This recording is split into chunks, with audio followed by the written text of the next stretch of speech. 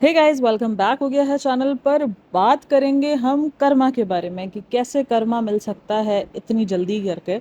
अच्छा जी, अभी आपको पता है रिसेंट एक कंट्रोवर्सी बनी थी जिसके अंदर ये पता चला था कि इसकी सासू माँ जो है, सबा की सासू माँ ने, उसके मामू ने बैंगन लगाए थे, उस बैंगन को पानी दिया, बैंगन का पौधा लगाया और बैंगन जब उग के बाहर आए, यानी उनकी पूरी देखभाल की, और जब वो उग कर बाहर आए हैं तो अम्मा जी पहुंच गई थी बैंगन काटने के लिए कि भाई बैंगन तो मैं लूंगी, यानी फल तो मैं ही लूंगी, जो भी तुम करो। अभी कहीं ना कहीं ये सीन सबा के साथ हुआ है। सबा मेहर वाला पौधा लेकर आई, मेहर के नाम का, उसको लगाया, पानी दिया, बीज बोया, इतनी गालियां खाई, इसमें एक्सपोज भी हो गई। मतलब सोचो, नेहा फैजी जो कब बहुत कम सबा के बारे में बात करती है, इस वाली वीडियो को भी मुझे लग रहा है कि एक्सपोज तो उसको सबा को करना था, बट वो मेहर गई है। मेहर बहुत ट्रोल हो रही है भाई, हद से ज्यादा ट्रोल हो रही है वो बच्ची। क्योंकि देखो, मैं तो इस पॉइंट व्यू को उस तरफ से ले रही हूँ, पॉइंट ऑफ व्यू को, जो नेहा ने बताया है कि भाई एक साल के अंदर, यानी सबा की प्रेजेंस के बाद मेहर का बिहेवियर किस तरीके से चेंज हुआ है। देखो, एट द एंड मेहर जो है वो एक छोटी सी माइनर बच्ची है जिसने जिंदगी में कुछ नहीं देखा, शायद उसको इतनी मोहब्बत प्यार नहीं मिल पाया जो उसको डिजर्व करती थी। और ऑब्वियसली जो सोसाइटी की बातें हैं वो उसके दिमागों के अंदर ये फिट है कि सौतेली माँ सौतेली ही होती है। तो उसके बाद जो उसको थोड़ा बहुत प्यार मिला, उसके बाद वो जो चेंज हुई है, जिस तरीके से चेंज किया गया है, तो उसमें मेहर की गलती से ज्यादा जो गलती है वो सबा की ही गलती है। मैं तो फिर भी इस व्लॉग को मेहर का एक्सपोज नहीं मानूंगी। मुझे तो यही समझ में आया है कि एक बंदी ने कैसे हंसता बसता घर उजाड़ दिया, एक मासूम बच्ची को कैसे एक एविल में चेंज कर दिया है, किस तरीके से उसकी इमेज डिस्ट्रॉय हुई है, इस तरीके की हरकतों को लेकर किस तरीके से उस बच्ची को डिस्ट्रॉय कर दिया गया है। बात सारी यही है, एक्सप्लॉइट कर दिया गया है। तो बात सारी यही है। मैं तो उसी बात पर सबा इब्राहिम को ही ब्लेम दूंगी कि भाई तुम्हारी गलती है।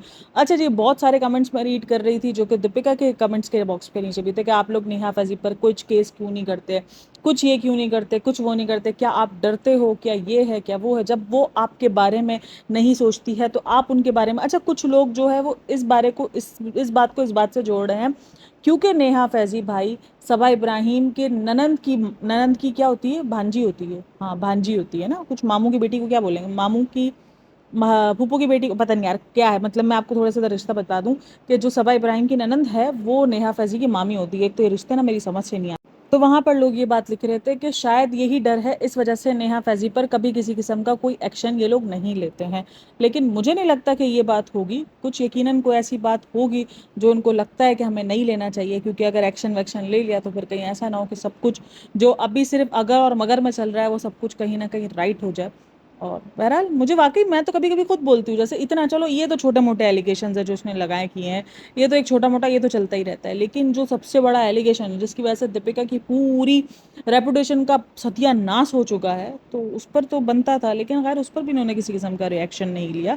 तो मुझे नहीं लगता कि ये सारी चीज़ें। अच्छा, अब काफ़ी लोग बोलते हैं नाम वाम, अरे बाबा, ये जो कानूनी दावपेच होते हैं ना वो कैसे भी खेल लिए जाते हैं, वो खेल लिए जाते हैं, अगर उनको खेलना होगा ना वो खेल जाएंगे।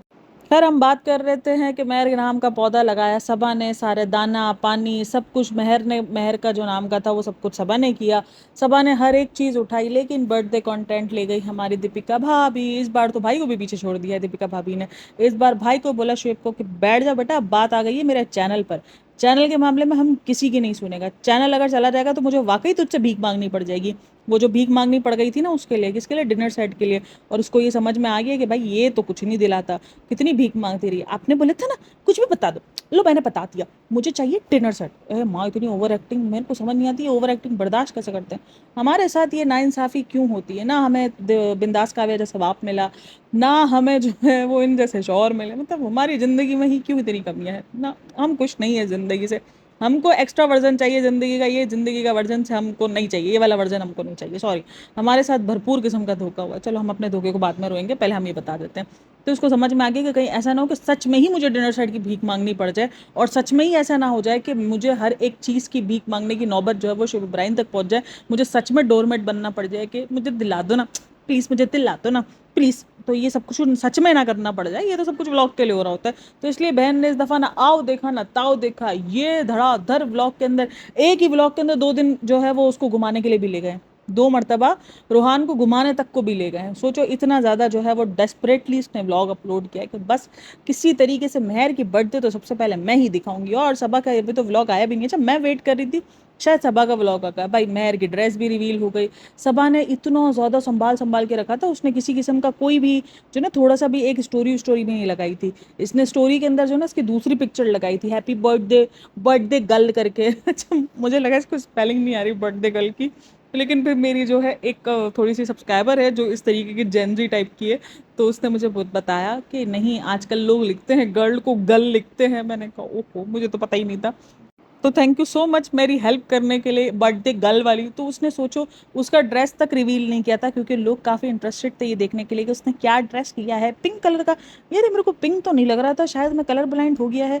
मुझे समझ में नहीं आ रहा कि ये पिंक कलर का ड्रेस है, इसने तो पिंक कलर का लिया था ना। ये कहाँ धोखा किया हमारे साथ। अच्छा, इस व्लॉग में ना मैंने एक और चीज़ बहुत अजीब देखी। मेरे को क्यों ऐसा लग रहा है इनका थोड़ा सा दिमाग उमाग थोड़ा सा इधर उधर होता जा रहा है। इस व्लॉग में बच्चे को जहाँ ये खिलाने के लिए लेके गए शुरू में, वहाँ पर वो सैंड और ये सारी चीज़ें पड़ी हुई थी, वो उठा उठा कर बच्चे पे डाल रही है। और उसको डब्बा उठाकर पीछे मारने के लिए, पीछे फेंकने के लिए बैठी, वो डब्बा जाकर बच्चे की सीधे जो ना सर पे जाके लगा है।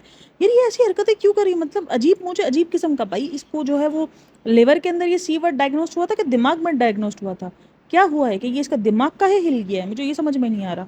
चलो ये लग गई, गलती हो सकती है, मैं ये नहीं बोलती कि किसी से गलती नहीं होती है, लेकिन उसके बाद उस चीज़ को कैप्चर भी किया हुआ था। चलो हो सकता है कि उस टाइम पे रिकॉर्डिंग चल ही रही हो, और उसके बाद उसको एडिटिंग करके आपने निकालने के बजाय उसको ऐड भी किया, बल्कि उसका टाइटल और थंबनेल भी बनाया।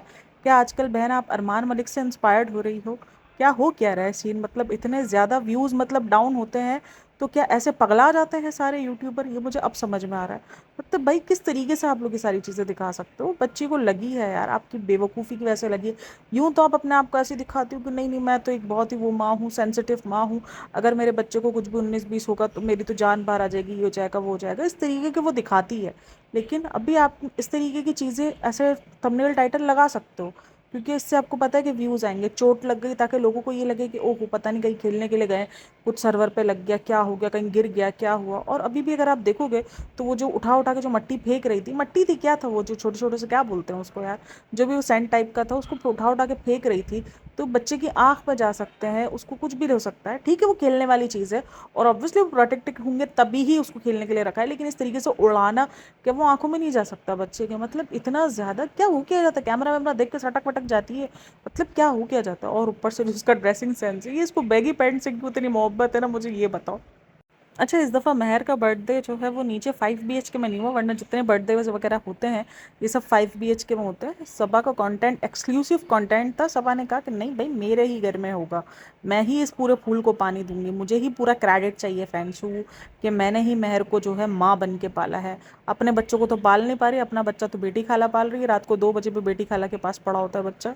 क्योंकि जितने भी बर्थडे सेलिब्रेट होते हैं वो सबा सॉरी दीपिका के घर में ही होते हैं, क्योंकि इनवन आपको याद होगा जो शिव इब्राहिम का बर्थडे था जब रोहान पैदा हुआ है, उस वक्त हालांकि उसका घर कंस्ट्रक्शन में था, लेकिन फिर भी उसने सजावट की थी कि नहीं ये घर बड़ा है, यहाँ सब खुला खुला है, तो इसीलिए मैं यहीं पर सजावट करती हूँ कि सब खुले से आ जाए। तो आज क्यों नहीं किया गया था, मतलब मेहर की बर्थडे क्यों सेलिब्रेट नहीं की गई? मेहर की बर्थडे जो है वो ऊपर सबा के घर पे ही सेलिब्रेट हुई है और वो वहाँ पर गई।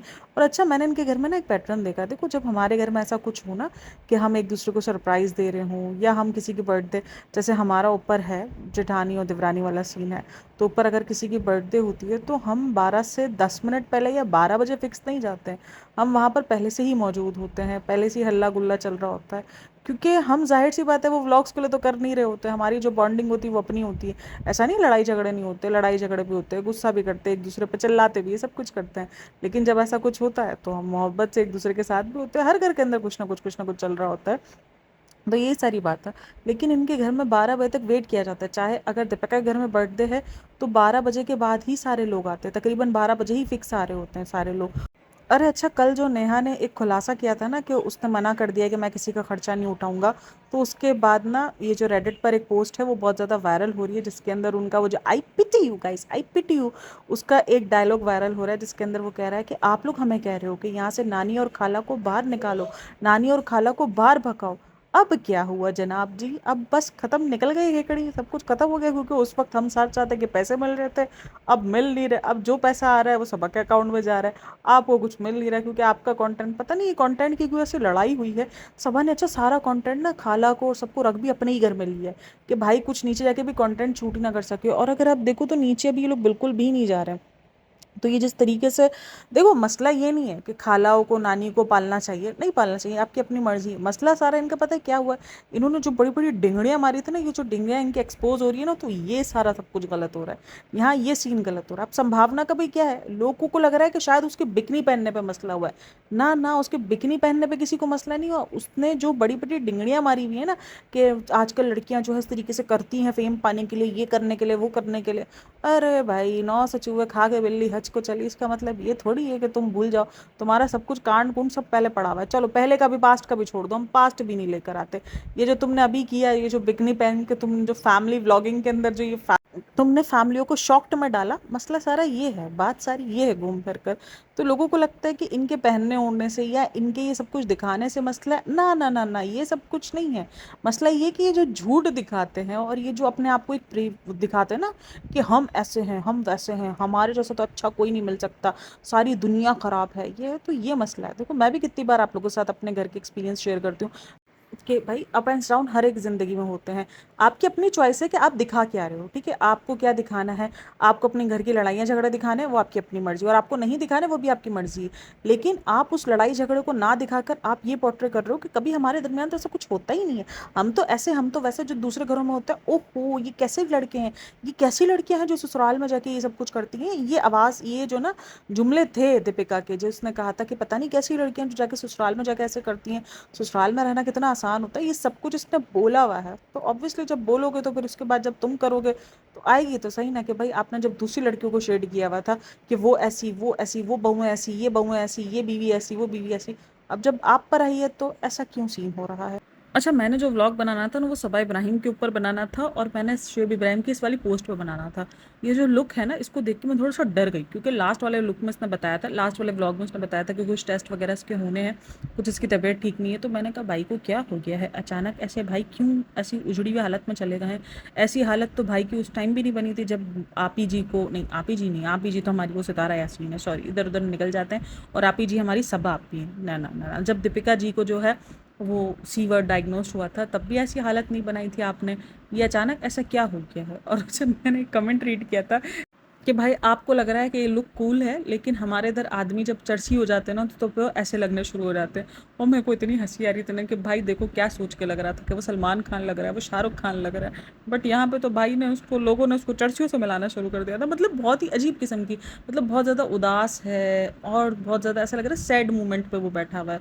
और अब ये ड्रामा है या जो भी है, या वाकई उसकी ज़िंदगी में कुछ ऐसा चल रहा है, तो लोग थोड़े से कॉन्शियस हो गए थे, क्योंकि इतने दिन से यूट्यूब वीडियोज़ भी नहीं थी, कुछ नहीं था, तो क्या ये बीमार है, और ऊपर से ये लुक निकल कर आया, तो हम सब डर गए। अरे भाई ये लुक अगर अभी है तो ये मेरे ख्याल में इतनी जल्दी ये लुक कैसे चेंज हो गया, अभी जस्ट अभी अभी ही उसकी महर की बर्थडे गई है, तब तो ये लुक नहीं था, ये अचानक इतना क्यों हैवी लुक निकल आया, नकली दाढ़ी लगा ली भाई आपने।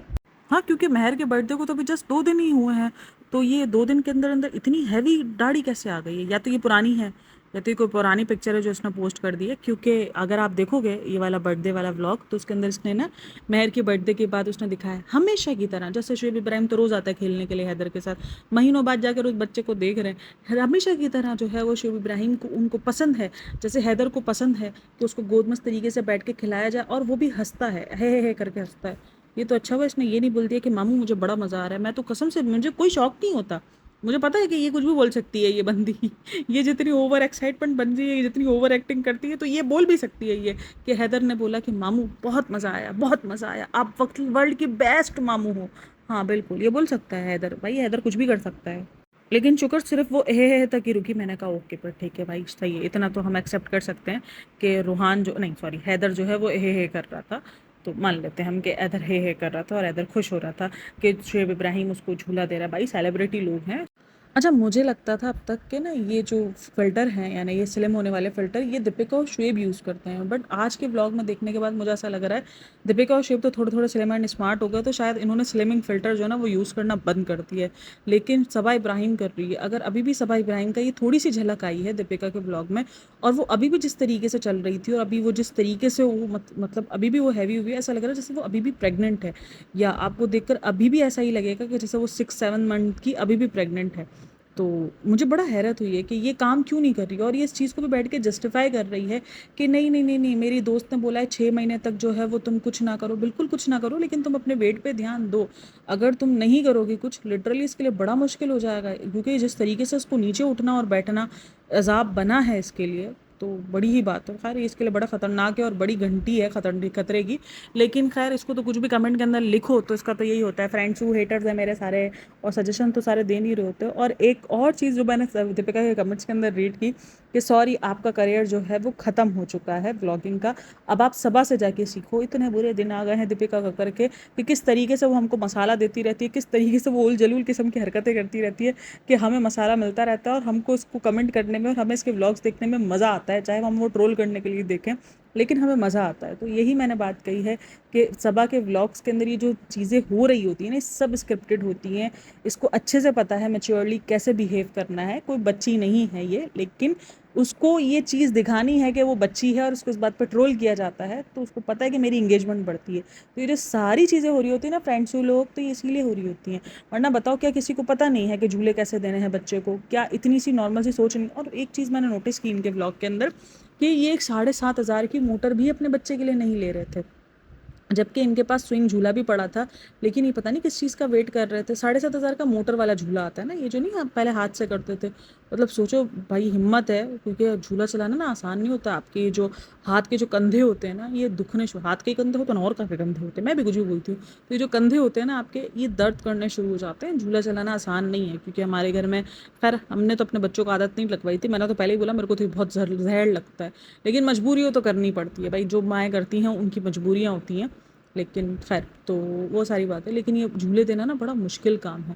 सोचो, उसको ये नहीं पता इसके घर के अंदर 2-2 लेडीज़ हैं जिन्होंने इतने बच्चे पाले में, इतने अच्छे किस्म के, और जहाँ पर ये बताती है बेटी खाला ने मना किया है मेरे को मीठा-वीठा खाने को, तो बेटी खाला को काफ़ी इन्फॉर्मेशंस है, उसकी माँ को काफ़ी इन्फॉर्मेशंस है। लेकिन किसी को ये नहीं पता तेज़ झूला नहीं चलाना है। और इतनी ज़्यादा इसको 7,500 में जान जा रही थी। नहीं, नहीं, रहने दो। पता है अब हमने दिखा दिया है तो अब हमें आ जाएगा, जैसे हमें पिल्लू आ गया था वो प्रेगनेंसी वाला, तो ये भी आ जाएगा, छोड़ दो। बस हमें व्लॉग में दिखाने की देर होती है और बाकी हमें सब पीआर आ जाता है। मतलब सब पीआर पे ज़िंदगी चलती है।